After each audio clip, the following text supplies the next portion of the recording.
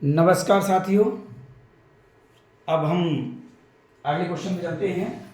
पिछली क्लास आपने देखी होगी, तो पूरी ऊर्जा के साथ आप हमारे साथ जुड़ जाइए। आपको मैंने कल भी कहा था कि अपनी ईमानदारी और पूरी लगन के साथ जितनी आपके अंदर क्षमता है आप 100% दीजिए। तो हम सीधे अब क्वेश्चन पे चलते हैं। जो जो बताया जाए आपको वो तैयार कर लेना है। तो अब क्वेश्चन हमारा है, क्वेश्चन कह रहा है कि variables that usually consist of whole number. क्या कह रहा है? होल नंबर यूनिट इज, मतलब होल नंबर यूनिट को क्या कहते हैं। जिसमें ये क्वेश्चन आपका किसका है? रिसर्च का है। तब भी कभी कभी टीजीटी में आ जाता है। तो देखिए हिंदी में पढ़ते हैं। जिसमें पूर्ण संख्या आती है उस चर को कहते हैं, मतलब पूर्ण संख्या कहने का मतलब, पूर्ण संख्या मतलब 1 2 3 4 5 क्या है? होल नंबर है ये हमारे। क्या कहते हैं इसको? हम होल नंबर कहते हैं। ठीक है। तो इसमें जो ऑप्शन दिए हैं, independent variable, discrete variable, dependent variable, continuous variable. तो पहले जानिए, ये रिसर्च का क्वेश्चन है, बहुत इंपॉर्टेंट है। ये हाई लेवल का क्वेश्चन है, टीजीटी में नहीं आता है, बल्कि हो सकता है आ जाए, इसलिए हमें जानना जरूरी है। तो जिसमें पूर्ण संख्या आती है उस चर को कहते हैं। तो ये वेरिएबल्स हैं, variables that usually consist of whole number unit, मतलब होल नंबर यूनिट को किस नाम से जानते हैं। तो इसमें हमें ध्यान देना है। तो आपका हम सबसे पहले जानेंगे कि होल नंबर किसे कहते हैं। तो आपका होल नंबर बोलते हैं डिस्क्रीट वेरिएबल्स को कहते हैं, पृथक चर को कहते हैं। तो उसको जानिए आप, पृथक चर क्या होता है उसको समझिए। खंडित चर वे हैं, पृथक डिस्क्रीट वेरिएबल को हम खंडित चर भी कहते हैं, मतलब पृथक चर भी कहते हैं। पृथक चर वे हैं जिनके मूल्य निश्चित और खंडित होते हैं, निश्चित और खंडित होते हैं, अर्थात इनमें विस्तार नहीं होता है, इनमें विस्तार नहीं होता है, बल्कि एक मूल से दूसरे मूल के बीच में कुछ निश्चित अंतर होता है। ठीक है। तो जैसे क्रिकेट में रनों की संख्या, फुटबॉल में गोलों की संख्या, ये आपके क्या है? होल नंबर में होगी। कि कभी होगा कि फुटबॉल में हुए 1.5, ऐसा कभी हो सकता है? नहीं। आपका होल नंबर में होगा, या तो गोल 1 होगा, या तो 2 होगा, या तो 3 होगा, या तो 4 होगा, होल नंबर में होगा। इसी तरह फुटबॉल आपका क्रिकेट में रनों की संख्या 1 होगी, 2 होगी, 3 होगी, 4 होगी, इस तरह हमारे रनों की संख्या भी होती है। तो होल नंबर आपको होता है डिस्क्रीट वेरिएबल्स, मतलब आपका उसे हम पृथक चर के नाम से या खंडित चर के नाम से भी जानते हैं। बाकी जो ऑप्शन हमारे हैं, स्वतंत्र चर मतलब डिपेंडेंट वेरिएबल्स, सॉरी स्वतंत्र चर आपका इंडिपेंडेंस, हम आपका इंडिपेंडेंस डे मनाते हैं, इंडिपेंडेंस वेरिएबल्स। तो उसके बारे में थोड़ा जान लेते हैं। इंडिपेंडेंस वेरिएबल होता क्या है उसके बारे में जानिए। सिंपल सा है, जिनके प्रभाव का अध्ययन किया जाए, जिनके प्रभाव का अध्ययन किया जाए वो होता है आपका इंडिपेंडेंट वेरिएबल।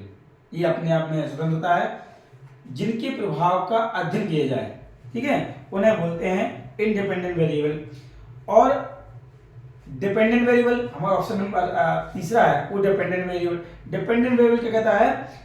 जिन पर स्वतंत्र चर का प्रभाव पड़े, जिन पर स्वतंत्र चर का प्रभाव पड़े, मतलब इंडिपेंडेंट का डिपेंडेंट पर प्रभाव पड़ता है। डिपेंडेंट क्या है? आश्रित है। वो क्या है? आश्रित चर बोलते हैं। इसका आपका इंडिपेंडेंट का डिपेंडेंट पर प्रभाव पड़ता है। ठीक है। तो ये आपका डिपेंडेंट हो गया। मैं एग्जांपल में समझाऊंगा आपको। जैसे आप समझ सकते हैं कि effect of sand running on endurance performance of college man. कहने का मतलब है कि बालू पे दौड़ने पर इंड्योरेंस परफॉर्मेंस पर कॉलेज मैन के ऊपर प्रभाव पड़ता है। तो हम जब बालू क्या हो गया हमारा, जो रनिंग होगी, सेम रनिंग होगी हमारी, वो क्या होगी, इंडिपेंडेंट होगी। जब हम बालू पर रनिंग करेंगे तो किस पे प्रभाव पड़ेगा, हमारी एंडोरेंस पड़ेगा। तो एंडोरेंस क्या हो गया हमारा, डिपेंडेंट हो गया। क्या हो गया, डिपेंडेंट हो गया। एंडोरेंस डिपेंडेंट है और जिस पे हम रनिंग करते हैं या एक्सरसाइज करते हैं वो हमारी एक्सरसाइज क्या हो गई, इंडिपेंडेंट हो गई। और एक्सरसाइज किसी पे प्रभाव पड़े वो क्या हो गया, डिपेंडेंट हो गया। ठीक है, ये भी समझ गए होंगे आप। अब हम बात करते हैं तीसरा, चौथा जो ऑप्शन है हमारा, आपका चौथा ऑप्शन है हमारा कंटीन्यूअस वेरिएबल्स। क्या हमारा है चौथा, कंटीन्यूअस वेरिएबल्स।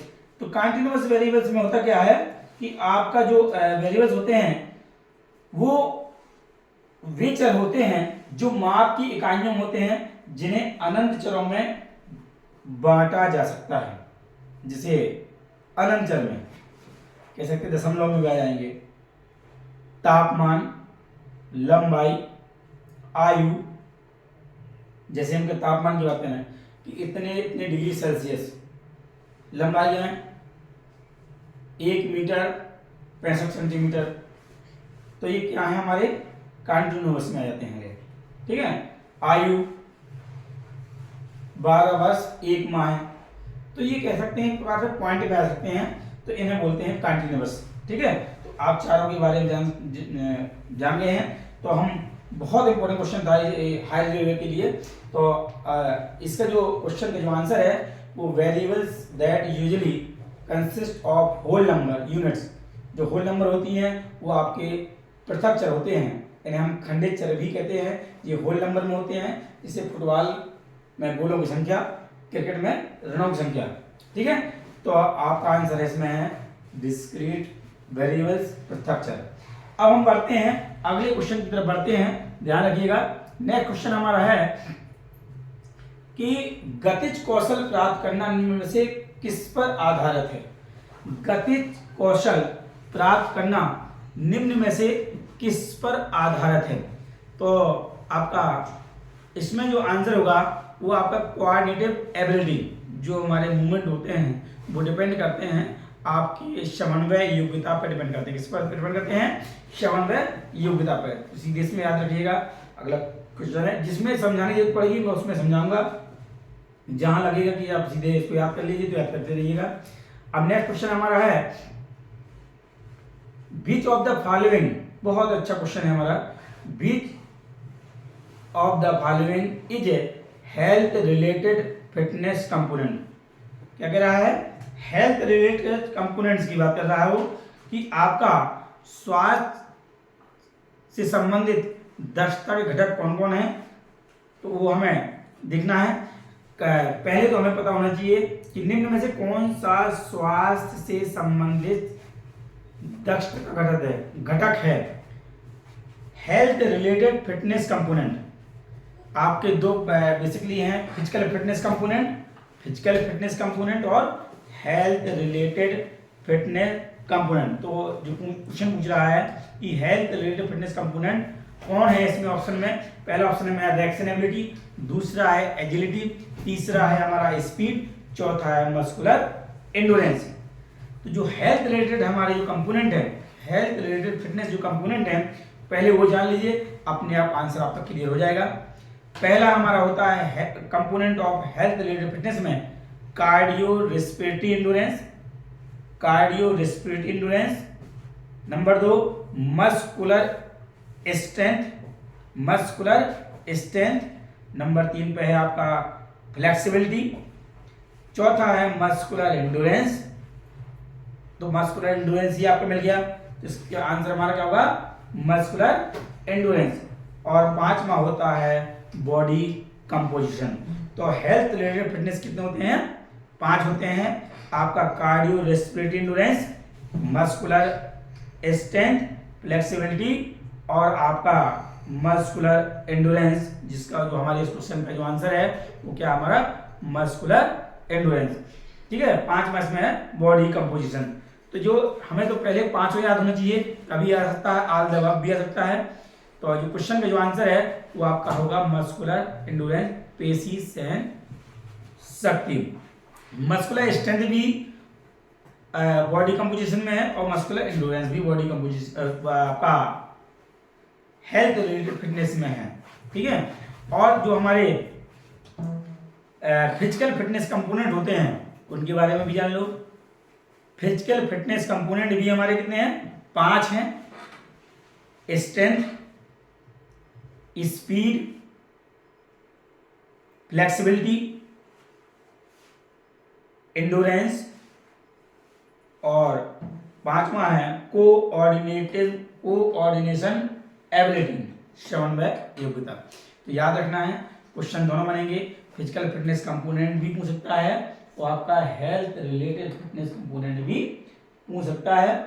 तो अगले क्वेश्चन में चलते हैं।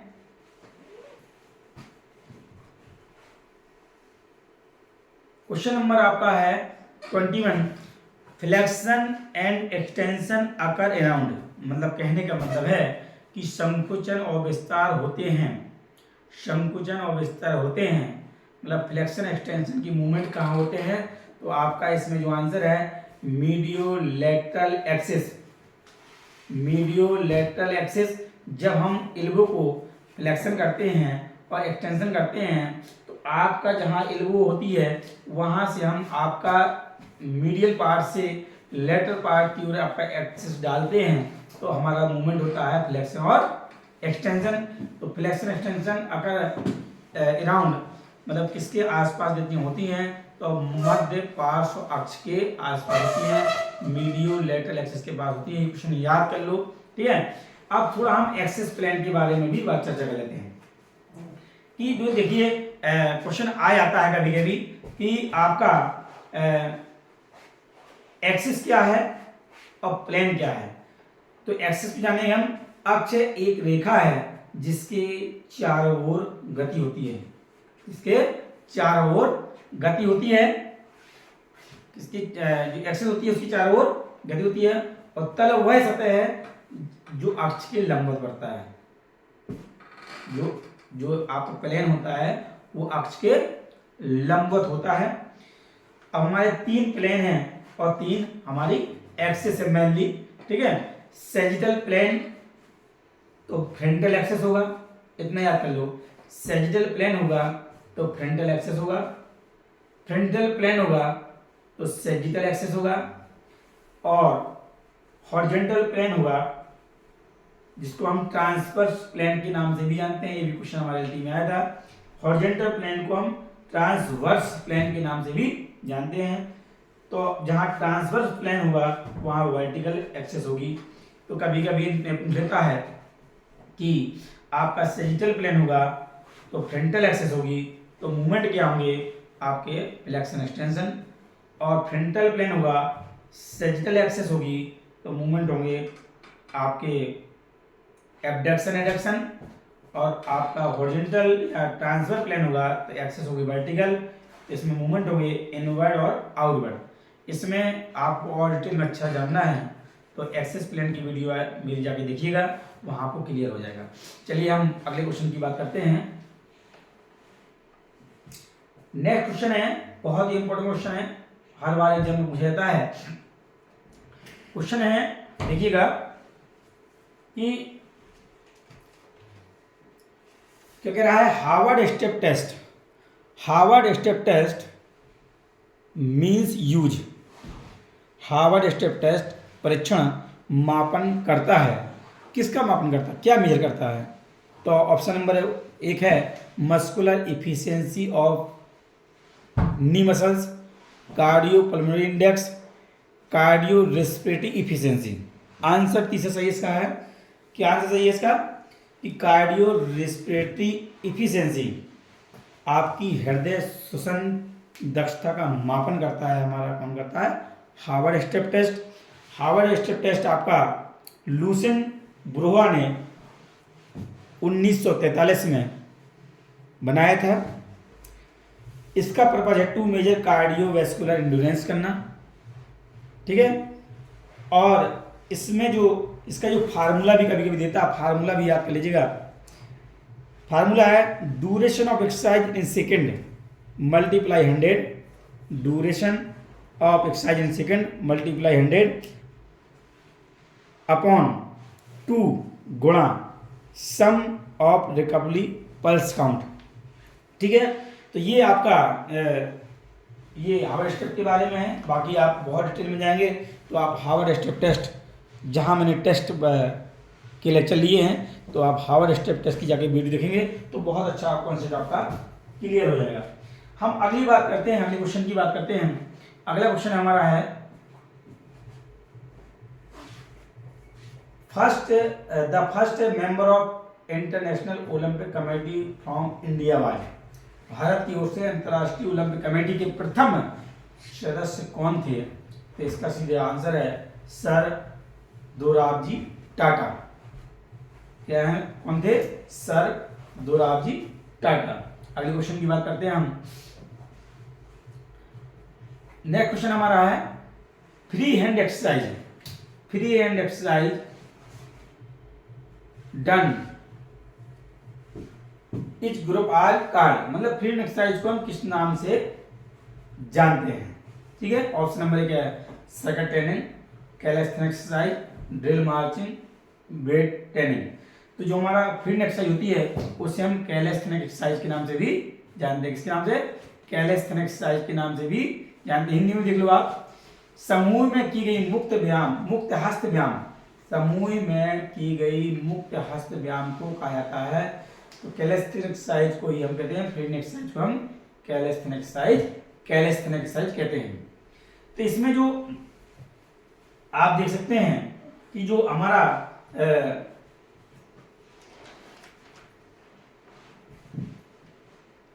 तो आंसर हमारा कैलिस्थेनिक एक्सरसाइज हुआ। अब हम अगले क्वेश्चन चलते हैं, बहुत इंपॉर्टेंट क्वेश्चन है हमारा अगला। Trial and error learning is also known as. अभ्यास एवं त्रुटि अधिगम को यह भी कहते हैं, मतलब उसको दूसरे नाम से भी जानते हैं। Trial and error learning is also known as, मतलब कहने का मतलब है अभ्यास एवं त्रुटि अधिगम को यह भी कहते हैं, इस नाम से भी जानते हैं। तो आपको सेल्फ लर्निंग के नाम से जानते हैं, स्व अधिगम के नाम से जानते हैं, स्व अधिगम के नाम से जानते हैं। ठीक है, इसमें इतना ही देखिए। आगे व्याख्या करनी जो पड़ी तो आगे व्याख्या करूंगा इसकी मैं। अब है हमारा क्वेश्चन नंबर 26। देखो, health of a person is significantly influence by, व्यक्तिगत स्वास्थ्य को अधिक प्रभावित करता है, जो आपकी जीवन शैली को प्रभावित करता है, मतलब पर्सनल आपकी जो व्यक्तिगत स्वास्थ्य को प्रभावित करता, सबसे अधिक कौन प्रभावित करता है?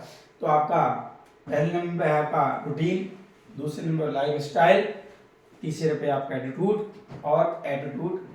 तो आपका जो आंसर होगा कि आपका व्यक्ति के स्वास्थ्य को अधिक प्रभावित करता है तो आपकी जीवन शैली, मतलब लाइफ स्टाइल। याद कर लीजिएगा, क्वेश्चन 2018 में आया भी था। देखिए ये समझाने वाला क्वेश्चन है। अब देखिए क्वेश्चन नंबर 27 कह रहा है isotonic contraction can also called.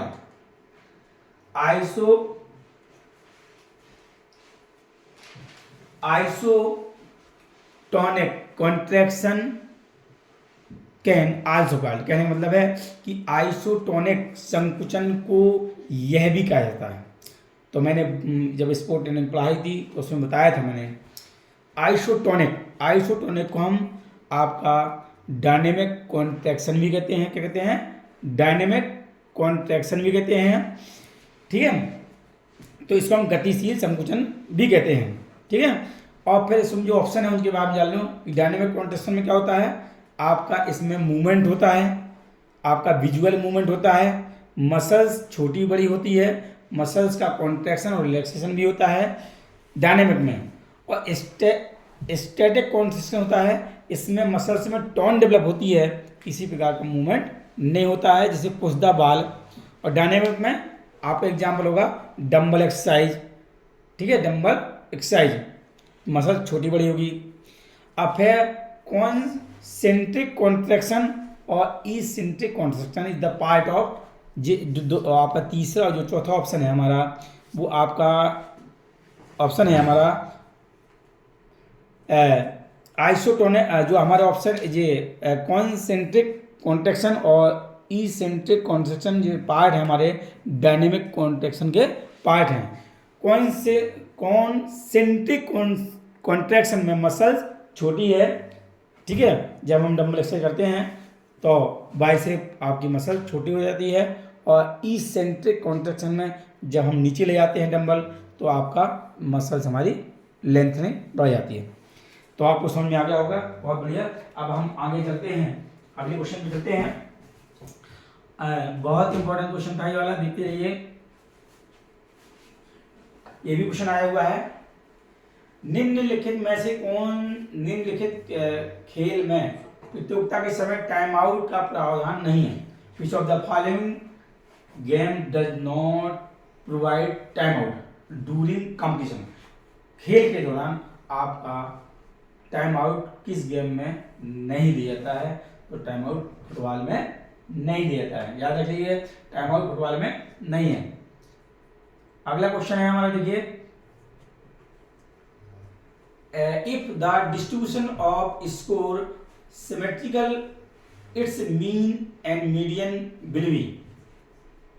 ये भी हमारे स्टैटिस्टिक्स का है, इसका मैं अलग से डिटेल में समझाऊंगा क्योंकि बिना बोल के समझ में आपको नहीं आएगा, तो याद कर लो इसको। यदि अंकों का वितरण एक रूपी हो तो उसका माध्य और माध्यिका होगी, तो आपकी माध्य माध्यिका क्या होगी? बी द सेम, मतलब वही होगी, ठीक है। अगला क्वेश्चन देखो आप, अगला क्वेश्चन हमारा है क्वेश्चन नंबर 30, देखिए, बहुत इंपॉर्टेंट क्वेश्चन है। क्वेश्चन नंबर 30 कह रहा है कि which of the following is not a test cardiovascular endurance? Cardiovascular endurance कौन सा नहीं है?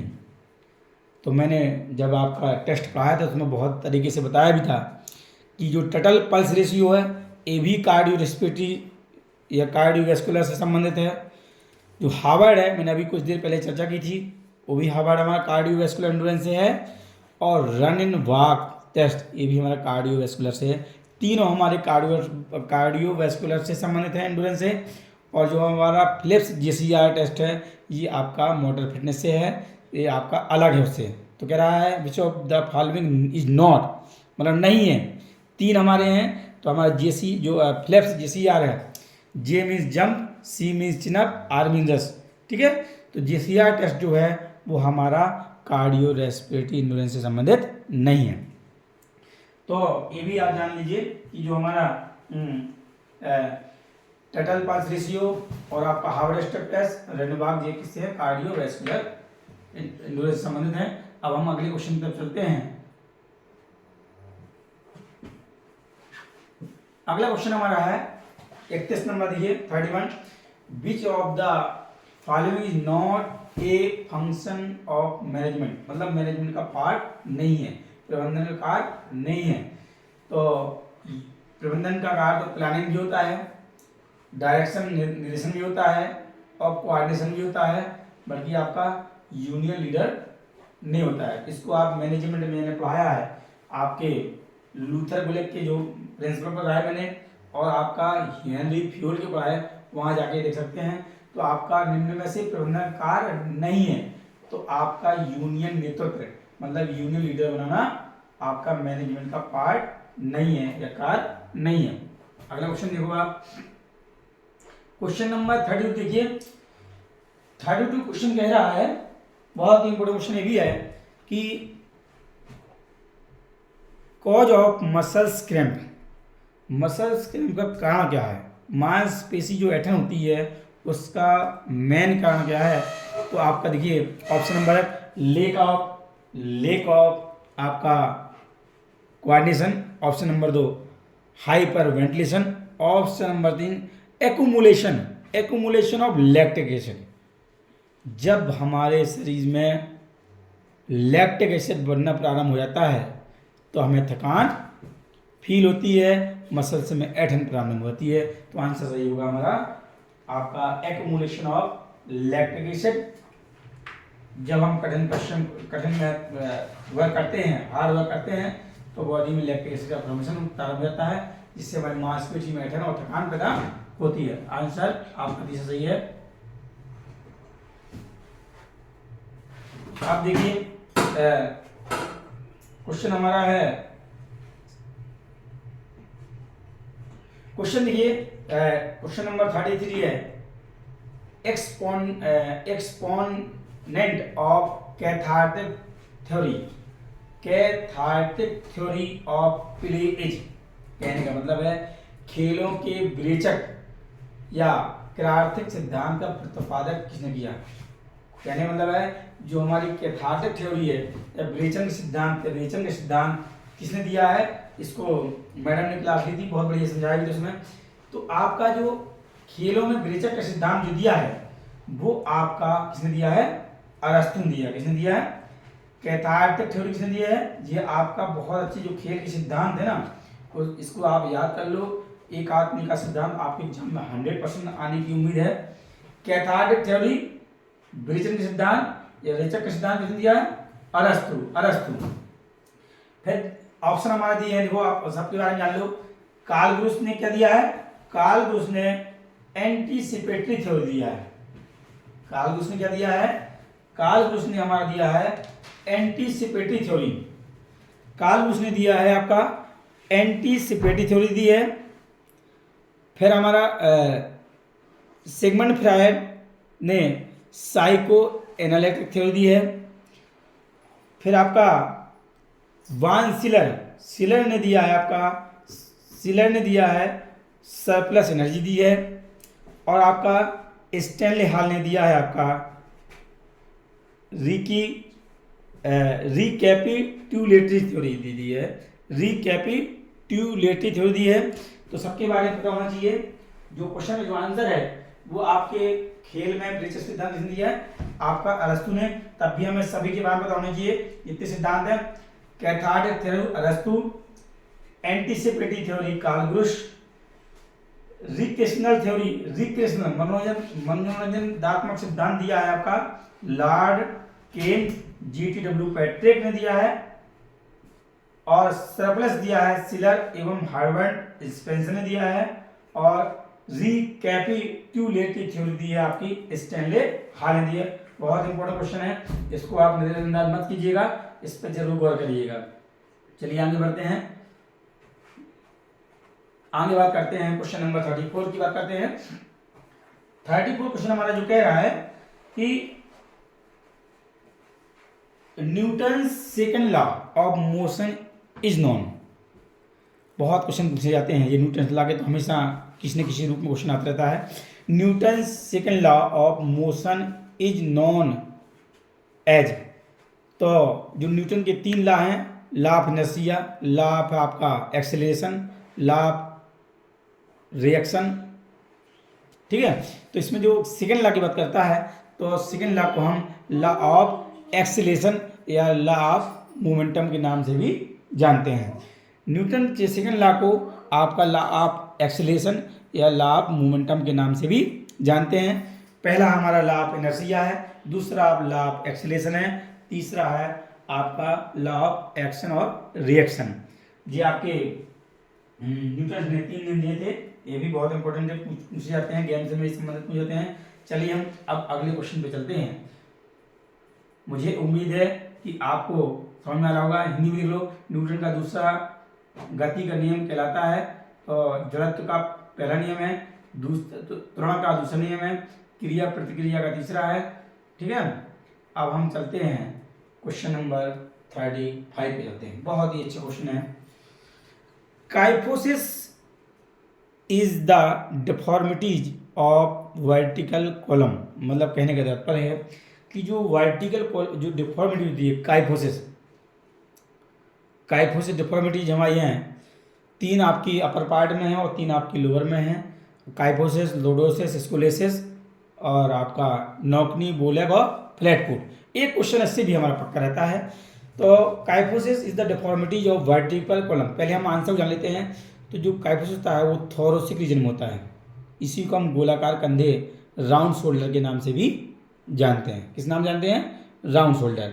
ठीक है, तो हमारा आंसर होगा राउंड शोल्डर। अब इसमें जो काइफोसिस है हमारा, उसको हम राउंड शोल्डर के नाम जानते हैं।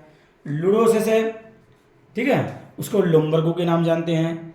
ठीक है, अब आपका स्कूलेसिस है, उसको आइडियोपैथिक के नाम से भी जानते हैं। नौकनी है, उसे हम जेनु बेलगम के नाम जानते हैं। आपका बुलेग है, जेनु बेरम के नाम से जानते हैं। और फ्लैट फुट को हम आपका पेस प्लेनस के नाम से जानते हैं। बहुत ही इंपॉर्टेंट क्वेश्चन है, आप इसको गौर करिएगा। ठीक है, अब हम अगले क्वेश्चन पर चलते हैं। ये भी बहुत इंपॉर्टेंट क्वेश्चन है, इसको आप देखिए। Question number 36 very very important question है, कई बार एग्जाम में आ चुका है, तो आपको ध्यान देना है। द टर्म एफ्लुरेज, एफ्लुरेज कि जो एफ्ल्यूराज या एफ्लुरेज शब्द किससे संबंधित है? ट्रेनिंग से है, कोचिंग से है, एक्सरसाइज से, मसाज से। तो जो एफ्लुरेज होता है वो आपका मसाज से संबंधित है। किससे संबंधित है? मसाज से संबंधित है। ठीक है, आपको मसाज क्लास में देखिए मैंने पढ़ी था, ऐसे उसमें बताया गया है कि आपका। चलिए हम अगले क्वेश्चन बात करते हैं। अब हम क्वेश्चन हमारा है विच is not the law of learning. बहुत अच्छा क्वेश्चन है। इसमें कह रहा है कि आपका जो क्वेश्चन है कि विच is not law of learning, कहने का तात्पर्य है कि आपका जो हिंदी में भी देख लो इसको आप, अधिगम का नियम कौन सा नहीं है? अधिगम का नियम कौन सा नहीं है? तो पहला ऑप्शन में तत्परता का नियम, दूसरा हमारा प्रभाव का नियम, तीसरा प्रतिक्रिया का नियम और चौथा अभ्यास का नियम। तो हमें आंसर देखना क्या है, पहले हम इंग्लिश में देख लेते हैं इसकी। विच is not law of learning, मतलब लर्निंग का कौन सा नियम नहीं है? तो आप देखिए, आप सभी जानते हैं, साइकोलॉजी में पढ़ाया भी गया था, जो थॉर्नडाइक ने सीखने के 3 नियम दिए हैं। थॉर्नडाइक ने सीखने के 3 नियम दिए हैं। पहला है हमारा law of readiness, law of readiness, तत्परता का नियम। नंबर 2 पे हमारा है लॉ ऑफ एक्सरसाइज, अभ्यास का नियम। उससे हम बारंबारता के नियम भी कहते हैं, और लॉ ऑफ रेपिटेशन के नाम से भी जानते हैं। लॉ ऑफ रेपिटेशन के नाम से भी जानते हैं। और इसे हम आपका लॉ ऑफ एक्सरसाइज के नाम से भी जानते हैं। तीसरा हमारा है प्रभाव का नियम, लॉ ऑफ इफेक्टनेस, लॉ ऑफ इफेक्टनेस, इसे हम प्रभाव के नियम के नाम से भी जानते हैं। ये जैसे इसे हम संतोष और अवखेदन के नियम से भी कह सकते हैं कि हमें।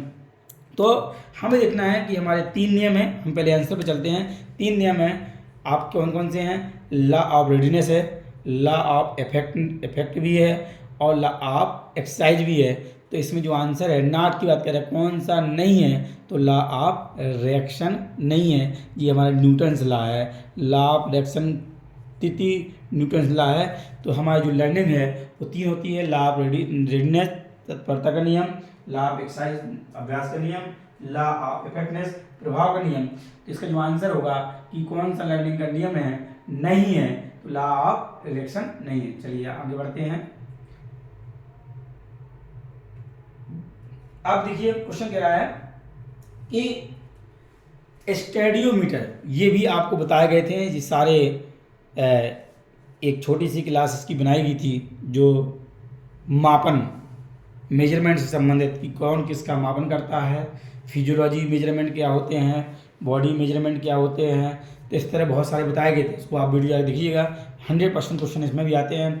तो हम देखते हैं, stadiometer is use to measure, कहने का मतलब है कि स्टेडियोमीटर का प्रयोग क्या मापने के लिए कहता है? स्टेडियोमीटर का क्या मापने के लिए प्रयोग किया जाता है? तो आपका स्टेडियोमीटर का यूज आपकी लंबाई, मतलब ऊंचाई मापने के लिए किया जाता है। आपकी हाइट मेजरमेंट क्या नापता है? हाइट मेजरमेंट के stadiometer use to height measurement, आपकी ऊंचाई मापन के लिए, ऊंचाई मापने के लिए स्टेडियोमीटर का यूज किया जाता है। अब इसी में फ्लेक्सोमीटर फ्लेक्सिबिलिटी नापने के लिए कहता है, और आपका बॉडी वेट के लिए बेइंग मशीन यूज करते हैं, ठीक है, बॉडी वेट मापने के लिए बेइंग मशीन करती हैं। और स्पायरोमीटर आपका वाइडर कैपेसिटी मेजर करता है, ठीक है। ड्यूलेट टेप आपका सर्कमफ्रेंस नापता है। इस तरह हमारे बहुत सारे क्वेश्चन निकलेंगे इसमें। तो इसका जो आंसर हमारा है हाइट। ड्यूलेट टेप इंपॉर्टेंट है, ड्यूलेट टेप इंपॉर्टेंट है, वो आपकी सर्कमफ्रेंस को मेजर करता है। ड्यूलेट टेप आपका सर्कमफ्रेंस को मेजर करता है, और आपका स्टेडियोमीटर आपकी हाइट को मापता है। बेइंग मशीन आपकी वेट को मापती है। फ्लेक्सोमीटर आपका फ्लेक्सिबिलिटी मापता है। और आपका स्पायरोमीटर स्पायरोमीटर आपका वाइटर कैपेसिटी का मापन करता है। और आपका स्टेथोस्कोप आपके रक्तदाब का मापता है। चलिए अगले क्वेश्चन पे चलते हैं। अगला क्वेश्चन हमारा है 39 क्वेश्चन। देखिए बहुत ही इंपॉर्टेंट क्वेश्चन भी दिख रहा है हमको। The factor which is not considered as a component of training load. प्रशिक्षण भार का संघटक कौन सा कारक नहीं है, कौन सा कारक नहीं है प्रशिक्षण का, ट्रेनिंग लोड का पार्ट कौन सा नहीं है। तो आप देखिए इंटेंसिटी, कार्य करने की तीव्रता, वॉल्यूम कितनी देर हमने काम किया, the amount of total work कितने समय हमने काम किया वो वॉल्यूम होता है। डेंसिटी, दोनों के एक रेपिटेशन और दूसरे रेपिटेशन के बीच में जो गैप होता है उसे डेंसिटी बोलते हैं, ठीक है। तो हमारा जो इसमें आंसर होगा कि प्रशिक्षण भार का संघटक कौन सा कारक नहीं है, तो इसमें आपका डाइट नहीं है। वो ट्रेनिंग के पार्ट हुए तीनों हमारा, इंटेंसिटी, डेंसिटी और वॉल्यूम, ये आपके ट्रेनिंग के पार्ट है। जब इनके बारे में व्याख्या करूंगा, ट्रेनिंग लोड पढ़ाऊंगा, तो उसमें बेहतर तरीके से व्याख्या इसकी की जाएगी। आप जाके वीडियो देख भी सकते हैं इसको, ट्रेनिंग में ट्रेनिंग वॉल्यूम, ट्रेनिंग लोड के बारे में। आप देखिए क्वेश्चन है वाट 40 नंबर क्वेश्चन संख्या जो हमारी 40 है, 40 है। देखो, what does not the ring of Olympic flag indicate. Flag में जो रिंग होती हैं वो किसको इंडिकेट करती हैं, किसको प्रदर्शित करती हैं। तो आप कलर को, रिवर्स को, कंट्री को और कॉन्टिनेंट को। कॉन्टिनेंट मीन्स महाद्वीप को। तो आप हिंदी भी देख लो उसकी। ओलंपिक के जो झंडे में छल्ले किसके सूचक होते हैं, जो हमारी 5 रिंग होती हैं, 5 रिंग होती हैं, वो किसको प्रदर्शित करती हैं। जो हमारा झंडा होता है ओलंपिक का, उसमें 5 रिंग होती हैं, 5 रिंग होती हैं, वो किसको रिप्रेजेंट करती हैं। तो आपके कंटिनेंट मतलब महाद्वीप को प्रेजेंट करती हैं। टोटल हमारे 7 महाद्वीप हैं, क्योंकि हमारे 2 महाद्वीप है, हमारा आइस है, इसलिए 5 महाद्वीप को आपको रिप्रेजेंट करती हैं। आपका नीला, पीला, काला, हरा, लाल, इस तरह हमारे रिंगों के कलर होते हैं, ठीक है। तो कलर के भी पूछ देते हैं कि कौन सा महाद्वीप का कलर कौन सा है। तो नीला आपका यूरोप का है, पीला आपका एशिया का है, काला अफ्रीका का है, नीला, पीला, काला, हरा आपका ऑस्ट्रेलिया का है, लाल आपका अमेरिका का है। लाल अमेरिका का है, ऑस्ट्रेलिया का हरा है, काला अफ्रीका का है, पीला एशिया महाद्वीप का, इसमें हम लोग रहते हैं, और आपका नीला ये आपका यूरोप का है। अगले क्वेश्चन तक चलते हैं। बहुत बढ़िया। देखिए आ गया क्वेश्चन अगला। हमने कहा था कि मेजरमेंट, बहुत सारे क्वेश्चन मेजरमेंट के आते हैं। तो स्पायरोमीटर, क्वेश्चन नंबर 41 पर हम गौर करेंगे। क्वेश्चन नंबर हम 41 पर गौर करेंगे बहुत ध्यानपूर्वक। Spirometer is use for the measurement of, the spirometer is used for the measurement of, मतलब स्पायरोमीटर किसका मापन करता है। स्पायरोमीटर निम्न में से किसे नापने के लिए प्रयोग किया जाता है। Blood pressure, pulse rate, vital capacity, oxygen take. तो इसमें जो हमारा आंसर होगा spirometer measure use to vital capacity. जैवधारता का मापन करता है हमारा स्पायरोमीटर। क्या करता है स्पायरोमीटर। अभी मैंने पिछले याद किया। ब्लड प्रेशर स्टेथोस्कोप करता है, ठीक है। अगले क्वेश्चन में चलते हैं हम। अगला क्वेश्चन देखते हैं क्या हमारा जो क्वेश्चन है। अगला क्वेश्चन देखते हैं हम। अगला क्वेश्चन हमारा जो है इस पर गौर करेंगे। देखिए क्वेश्चन नंबर 42 है। The profitable rest period is utilize in which of the following training, निम्न में से किस प्रशिक्षण में आराम की हितकारी अवधि का प्रयोग किया जाता है। कहने का मतलब रेस्ट पीरियड कौन सी ट्रेनिंग है जिसमें हम रेस्ट पीरियड का यूज करते हैं। तो आप समझ रहे हो आंसर इस दिख रहा है आपका इंटरवल ट्रेनिंग। ठीक है, इंटरवल ट्रेनिंग हमने एथलीट को वर्कआउट कराया, 100 मीटर रेस कराई, कुछ रेस्ट दिया, फिर 100 रेपिटेशन कराया। आपका रेस्ट आपका वर्क एंड रेस्ट हमने मतलब आपका 100 मीटर रनिंग कराई, कुछ रेस्ट दिया, फिर उसका सेकेंड रेपिटेशन लगवाया, फिर रेस्ट दिया, फिर थर्ड रेपिटेशन लगवाया, फिर रेस्ट दिया। इस तरह वर्क और रेस्ट का कॉम्बिनेशन रहता है इसमें। अब इसमें जान लो कि कभी कभी क्वेश्चन बनता है कि वेट ट्रेनिंग किसने दी है। वेट ट्रेनिंग आपका ये भी क्वेश्चन पूछता है, वेट ट्रेनिंग किसने दी है। वेट ट्रेनिंग जो दी हमारी है आपका, वेट ट्रेनिंग दी हमारी है फ्रेडरिक यान ने दी है। किसने दी है, फ्रेडरिक यान ने दी है। फिर आपका क्वेश्चन मिलता है कि आपका इंटरवल ट्रेनिंग किसने दी है, तो रैंडले ग्रेचलर ने दी है, 1920 में दी है। फिर आपका है कॉन्टिन्यूअस ट्रेनिंग किसने दी है, डॉक्टर अर्नेस्ट ने 1920 में दी है। फार्टलेग ट्रेनिंग किसने दी है, गोस्टा हॉलमर ने 1937 में दी है। फार्टलेग ट्रेनिंग किसने दी है, आपका गोस्टा हॉलमर ने दी है। तो आपको पता होना चाहिए सभी ट्रेनिंग कौन सी ट्रेनिंग किसने दी है। तो आपका वेट ट्रेनिंग फ्रेडरिक यान, कॉन्टिन्यूअस अर्नेस्ट, इंटरवल ट्रेनिंग आपका रेंडले गर्चलर और आपका फार्टलेग गोस्टा हॉलमर। तो इस तरह हमारे क्वेश्चन बनते रहते हैं, हमें पता होना चाहिए। कभी भी क्वेश्चन को जब आपके एग्जाम बहुत नजदीक है तो आपको क्वेश्चन को बहुत बारीक से पढ़ना है कि क्वेश्चन क्या पूछ रहा है, उनकी चारों ऑप्शन पर विवेक करना है, फिर आंसर टिक लगाना है। जल्दबाजी मत कीजिएगा, 1-2 घंटे हमारे इनफ होते हैं। ठीक है, आपको आती हुई चीजें हमारी गलत नहीं होनी चाहिए, सिलेक्शन आपका 100% होगा। आप जो क्वेश्चन को बहुत गौर से पढ़िए, आपने सब कुछ पढ़ा हुआ है, बस आपका आता हुआ गलत नहीं होना चाहिए, सिलेक्शन आपका 100% होगा। चलिए आगे बढ़ते हैं, बहुत बढ़िया। क्वेश्चन नंबर 43 कह रहा है, 43 कह रहा है you can lead a horse to water but you can not make him drink it. बहुत बढ़िया, हिंदी में देखो इसको, आप घोड़े को पानी तक ले जा सकते हैं परंतु उसे पानी नहीं पिला सकते हैं। किससे संबंधित है, किससे संबंधित है। तो आप घोड़े को पानी तक तो ले गए बल्कि वो पानी उसे जबरदस्ती पिला नहीं सकते हैं। तो ये आपका तत्परता का नियम है। आप क्लास में बैठे हुए हैं, आप मेंटली फिजिकली प्रिपेयर नहीं है, फिजिकली तो आप क्लास में बैठ गए और मेंटली आप उसके लिए तैयार नहीं है, तो आप उस चीज को नहीं सीख सकते। ठीक है, तो अब नेक्स्ट क्वेश्चन है आपका 44, देखो उसको आप, gluteus Maximus muscles is situated.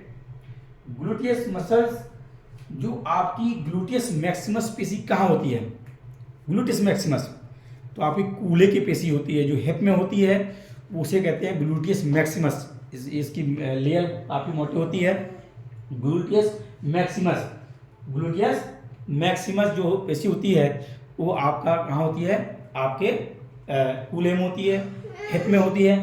ठीक है, ठीक है, तो आपका हिप को फैलाती है, क्या कहती है, हिप को फैलाती है।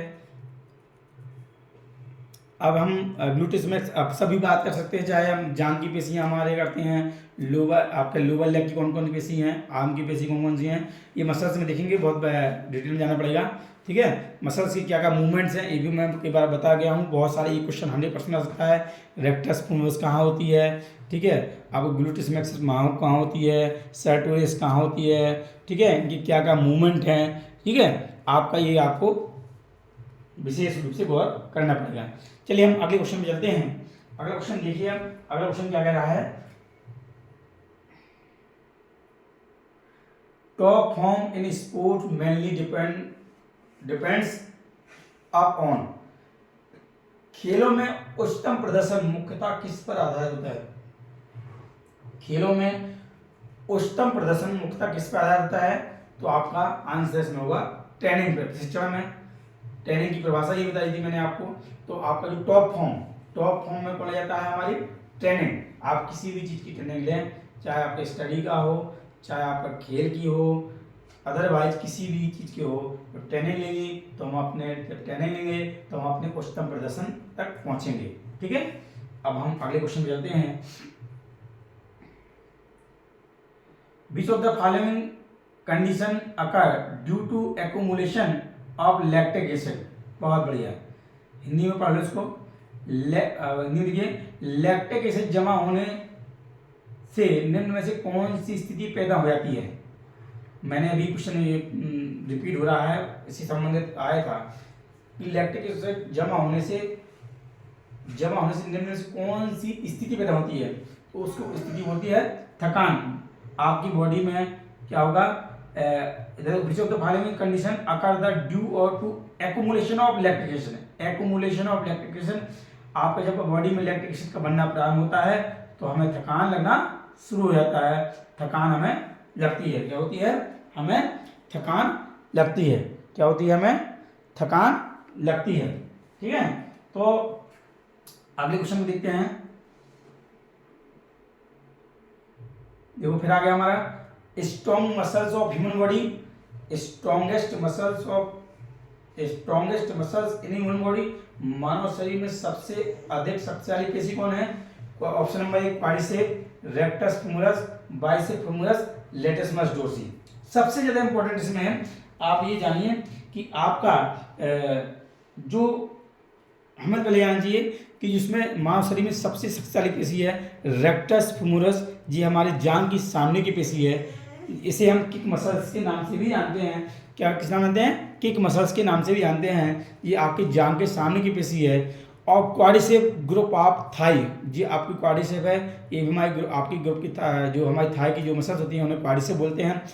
बाइसेप फेमोरस, ये बैक थाई की बैक की मसल्स होती हैं। ठीक है, बैक के जो हमारी थाई होती है उसके बैक पार्ट की है बाइसेप फेमोरस। और लेटिसिमस डोर्सी जो आपकी बैक होती है, जो पीठ होती है, पीठ के निचले साइड में होती है, पीठ के निचले से में, इसे हम रोइंग मसल्स के नाम से भी जानते हैं। किसके मसल्स के नाम जानते हैं? रोइंग मसल्स के नाम से भी जानते हैं। चलिए अब हम बात करते हैं क्वेश्चन नंबर 48। देखिए, ब्लड इज ऑक्सीजनेटेड इन। रक्त किस में प्राणप्रद वायु होती है? मतलब आपका ब्लड जो होता है वो कहाँ पर ऑक्सीजनेटेड होता है? कहाँ पर ऑक्सीजन होता है? तो ब्लड हमारा लंग्स में आपका ऑक्सीजनेट होता है। कहाँ होता है? लंग्स में।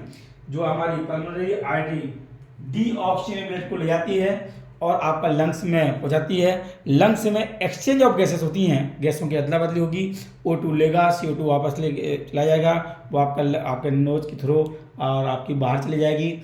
और आपका O2 आपके एल्वुलाई के माध्यम से हमारे गैसों का अदला बदली होती है। तो वहाँ पर हमें तो याद रखिएगा, इसमें हमें क्या होता है कि ब्लड हमारा ऑक्सीजन होता है वो लंग्स में होता है। इतना याद रख लीजिए। बाकी बहुत बड़ी क्वेश्चन एक बार देखिए, total number of matches in league tournament of A team will be. Total question देखिए, बहुत अच्छा क्वेश्चन है हमारा, क्वेश्चन बहुत अच्छा है, इसको देखिएगा। Total number of matches in league tournament of 8 team will be. 8 टीमें होंगी लीग टूर्नामेंट में, कुल मैचों की संख्या क्या होगी? तो हमें फार्मूला पता होना चाहिए। नॉकआउट का फार्मूला होता है n-1। वो नॉकआउट का है कि नॉकआउट में जितनी संख्या है उससे 1 माइनस कर दो, वहाँ मैच निकलाएंगे। हमें बात करनी है लीग टूर्नामेंट की। Every team play with every other team, प्रत्येक टीम से खेलती है। तो 8 टीमें हैं, फार्मूला है सिंगल नॉकआउट का n-1/2। फिर सुन लीजिए, n-1/2। तो जो n है वो नंबर ऑफ टीम को रिप्रेजेंट करता है। टीमों की संख्या को प्रदर्शित करता है, n करता है। तो n कितना हमारा 8, कितना हमारा 8। फिर जो ब्रैकेट में n आया है वहाँ भी 8 लिख देंगे, ब्रैकेट के बाहर 8 लगेंगे, ब्रैकेट के अंदर भी 8 लगेंगे, -1 कर देंगे, बटे 2 कर देंगे। तो पहले हम ब्रैकेट को तोड़ते हैं, बॉड मास के नियम फॉलो करते हैं। तो पहले ब्रैकेट टूटेगा, तो ब्रैकेट में 8 - 1 हो जाएगा, 8 में से 1 गई 7 हो जाएगा, और ब्रैकेट के अंदर 7 हो जाएगा और बाहर हमारा 8 रहेगा। तो जब तो फिर ब्रैकेट, जब यहाँ ब्रैकेट लगता है वहाँ मल्टीप्लिकेशन होता है, गुणा होता है। तो 8 सत्ते 56, 8 सत्ते 56 बटे 2। तो हम 56 में 2 का भाग देंगे तो हमारे क्या होंगे 28 दूनी 56। तो आंसर होगा कि लीग टूर्नामेंट में 8 टीमें होंगी, तो मैचों की संख्या आपकी 28 होगी।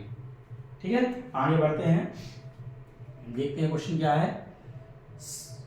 Sergeant jump measure, sergeant jump क्या मापता है? सर्जेंट जंप मेजर मतलब हिंदी में देखो इसकी क्या है,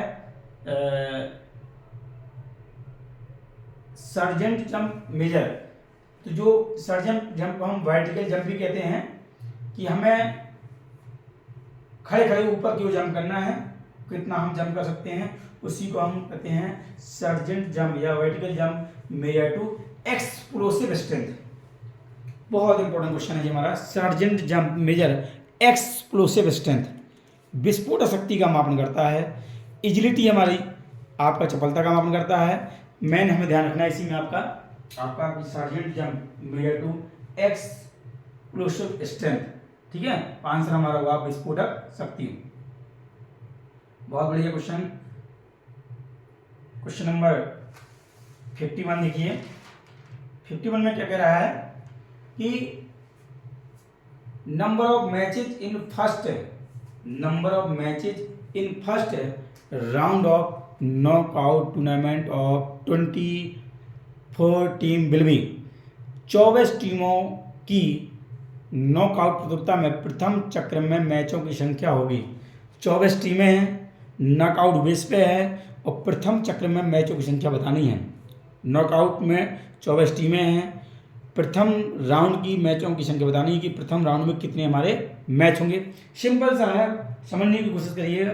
24 टीमें हैं, नॉकआउट का बाई निकालने का तरीका होता है कि नेक्स्ट पावर ऑफ 2, 24 का अगला घातांक क्या है, तो आपका 24 का अगला घातांक हमारा 32 है। क्या हमारा 32 है, क्या हमारा 4 8 16 32, 16 से 32 तक जितनी भी टीमें आएंगी वो आपकी 32 से माइनस होंगी। तो 32 - 24, जो हमें क्या करना है, next power of 2 minus n, next power of 2 minus n, अगली घातांक से माइनस करेंगे टीमों की संख्या को।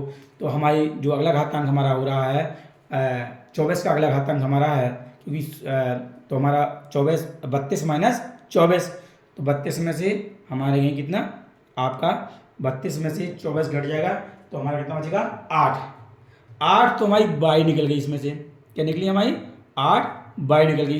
तो बाई वाला मैच तो खेलेगा नहीं, तो 8 को हम अलग कर दो, तो 24 - 8 घटा दो, क्योंकि पहले राउंड में मैच होंगे नहीं इसके। तो 24 - 8 घटा दो, 24 में से 8 गई, 16 बचे। कितने बचे हमारे 16। जब आपस में मैच खेलेंगी, 16 टीमें आपस में खेलेंगी, तो स्वाभाविक है कि कितने मैच होंगे हमारे, मैच कितनी होगी 8। आंसर क्या होगा 8। तो 24 में से जब 16 टीम बची, 16 आपस में मैच खेलेंगी, तो कितने मैच होंगे, पहले राउंड में 8 मैच होंगे। सेकंड राउंड, इसी में आप सेकंड राउंड सुन लो।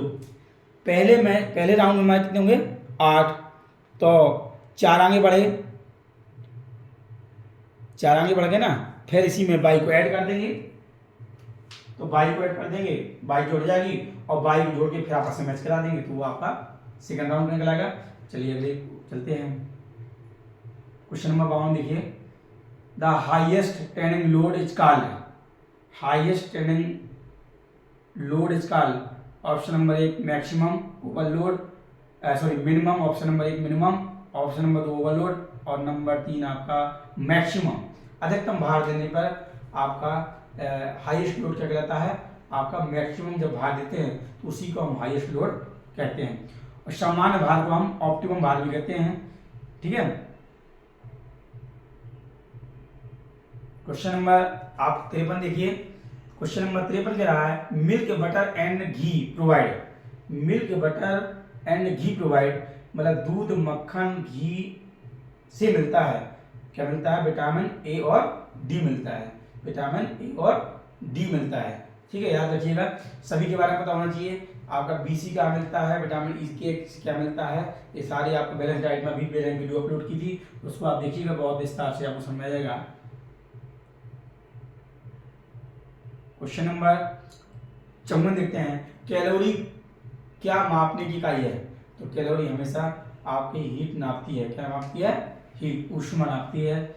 आप देखिए क्वेश्चन नंबर 55 चलते हैं, शारीरिक शिक्षा के शिक्षकों के लिए व्यवसायिक तैयारी को कौन सी संस्था परिचालित करती है। Professional preparation of physical education teachers is govern by, मतलब जो बीपीएड हुआ, बीएड हुआ, ऐसे कोर्स कौन चलाता है, कहाँ से गवर्न होते हैं, कहाँ से संचालित होते हैं, तो आपका NCTE, national council teacher education, आपका ऑप्शन नंबर 3 सही हुआ। फुल फॉर्म समझ लीजिएगा, नेशनल काउंसिलिंग टीचर एजुकेशन। ठीक है, तो आंसर नंबर 3 सही होगा इसका। लास्ट क्वेश्चन है, देखिए बाकी चर्चा हम कल करेंगे। क्वेश्चन नंबर देख लो आप, mode is the measure of central tendency, it is considered as, mode is measure of central tendency, केंद्रीय प्रवृत्ति, सेंट्रल टेंडेंसी बहुत इंपॉर्टेंट है, केंद्रीय प्रवृत्ति मापें, इज कंसीडर्ड एज, तो हिंदी पढ़ो उसकी, केंद्रीय प्रवृत्ति को मापने के एक तरीका बहुलक है, इसे कहा जाता है। ठीक है, 3 है आपके केंद्रीय प्रवृत्ति मापे, 3 है आपका, मीन, मीडियन और मोड, मध्य, मध्यिका और बहुलक। तो यहाँ कह रहा है कि बहुलक किसे कहते हैं, तो पहला नंबर स्कोर का औसत, दूसरा मध्यमान, तीसरा है बार बार आने वाले अंक को, जिस अंक की बार बार पुनरावृत्ति हो, जैसे संख्याएं दी हों और जिस अंक की सबसे ज़्यादा बारंबारता हो, बार बार आए, उसी को हम मोड कहते हैं मोड। इसकी हम एक स्टेटस की क्लास अलग से ले लूंगा मैं, तो उसको आपको सारी चीज़ बताई जाएंगी। चलिए आज यहीं तक, अब हम अगले क्वेश्चन की बात करेंगे बाद में। तो सभी को मेरे तरफ से शुभकामनाएं, आशीर्वाद है। मैं आपसे सभी से निवेदन करता हूं और आदेश देता हूं कि आपको 1 महीने अपने आप को 100% पूरी ऊर्जा के साथ, समर्पित भाव के साथ लग जाना है। अगर आपको अपना लक्ष्य दिखाई दे रहा है तो लक्ष्य के लिए आपको दाएं बाएं नहीं भटकना है, सिर्फ अपने टारगेट के प्रति आपको पूरी ऊर्जा के साथ, जितनी आपके अंदर अपार क्षमता है उसका इस बार पूरा प्रयोग कर दो और अपने लक्ष्य को भेद दो। क्योंकि किसी कार्य करने के लिए आप सोचें कि मुझसे नहीं होगा, तो ऐसा तो आपने मन में विचार लाओ ही ना। हर व्यक्ति, मैंने देखा होगा पिछली बार आपके ऐसे लोगों के सिलेक्शन हुए हैं जिन्होंने कभी कल्पना नहीं की होगी कि हमारा भी सिलेक्शन होगा, लेकिन उन व्यक्तियों ने अपने आप को भूल कर सिर्फ लक्ष्य के प्रति आपका 100% दिया है, वो व्यक्ति सफल हो गए हैं। आज वो लाइफ का एंजॉय कर रहे हैं। तो मैं जो आगामी प्रतियोगी हैं, जो एग्ज़ाम हमारा 14 मई या 15 मई को होगा, तो उसके लिए आप ईमानदारी से आप शिक्षक बनना चाह रहे हैं तो आप अपना 100% दे दो। आप, मेरा दावा विश्वास है कि आप नौकरी पाएंगे। बस ये है कि आपका कंटिन्यूटी, रेगुलरिटी, सारे काम छोड़ के 1 महीने आप उद्देश्य के प्रति लग जाओ, आपको सफलता 100% मिलेगी। शुभकामनाएं, आशीर्वाद।